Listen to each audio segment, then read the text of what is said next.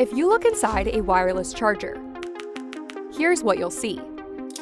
Magnets, some copper coil.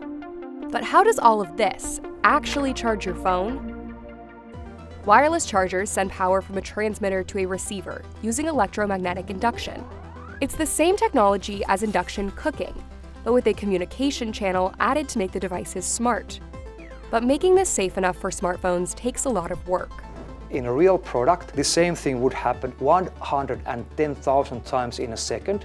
Without safety measures, this power could escape as heat and be dangerous. This is the tech behind wireless charging.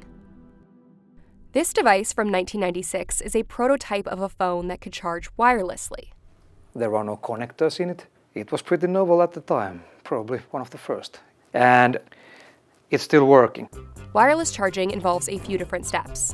Here on this side we have the charging pad, and here we have the phone that you want to charge. So what happens is that the electricity is coming here via this wire into this wireless charging pad. It is turned into magnetic field with this coil. The magnetic field is reaching over to the coil in the phone, which is turned back to electricity with this coil and then used to charge the battery. When engineers began to work on wireless charging a few decades ago, the big issue was how to avoid heating up objects placed on the charger by mistake.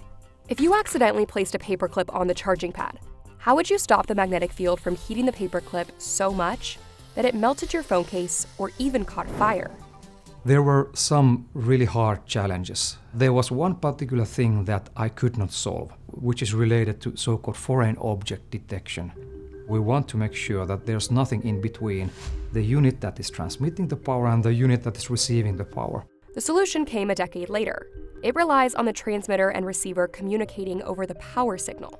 If there's an unexpected discrepancy between how much power is being sent and how much is being received, the charger sends less power or shuts off entirely.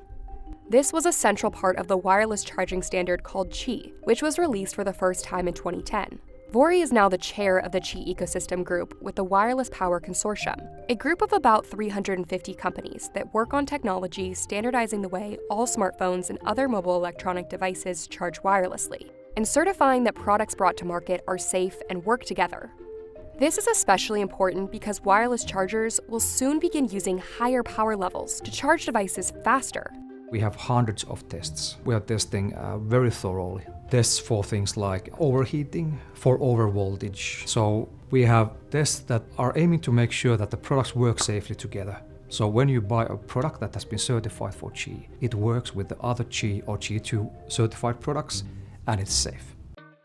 The basic technology is just physics.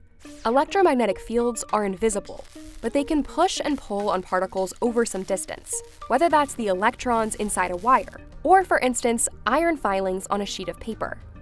The beauty of this is it doesn't require a physical connection to work. In the mid-90s when I started, there was a big problem with the connectors in the mobile phones.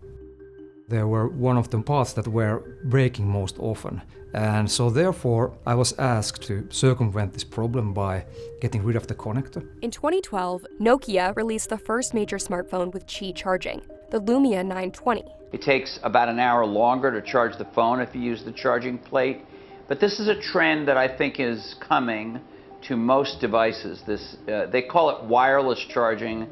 Walt was right. The trend stuck around. But wireless charging isn't perfect. It can take a lot longer to charge your phone wirelessly. Even fast wireless chargers often take twice as long as wired ones, and users frequently struggle to get the alignment right. So late last year, the Wireless Power Consortium released its biggest update since 2010, Qi 2, based on Apple's proprietary MagSafe design. The magnets ensure the transmitter and receiver coils line up precisely. This makes charging faster by increasing efficiency. Qi 2 currently works at 15 watts, but the system was designed to adapt for higher wattages that will enable faster charging, though that won't be released until at least 2025. As phones get more and more powerful as time goes on, that efficiency and that ability to charge faster is really important. One of the key benefits of Qi 2 is that it brings Apple and other smartphones to the same universal charging standard, which enables a universe of widely compatible accessories and public chargers.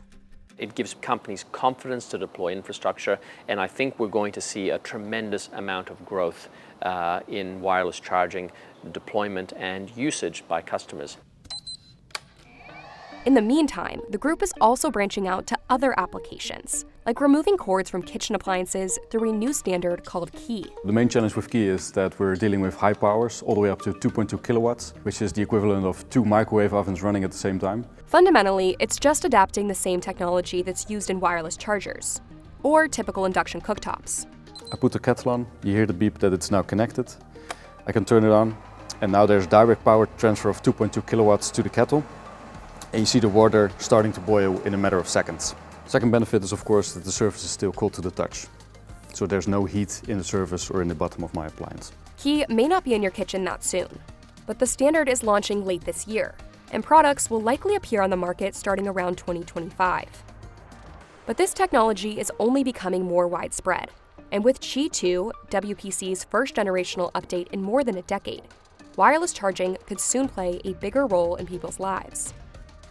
I would hope that over time, wireless charging will deliver more ubiquity. If you look at something like Wi-Fi today, you don't think about it. It's just taken for granted that it will be anywhere and everywhere. And we would hope that Qi 2 starts enabling ubiquity.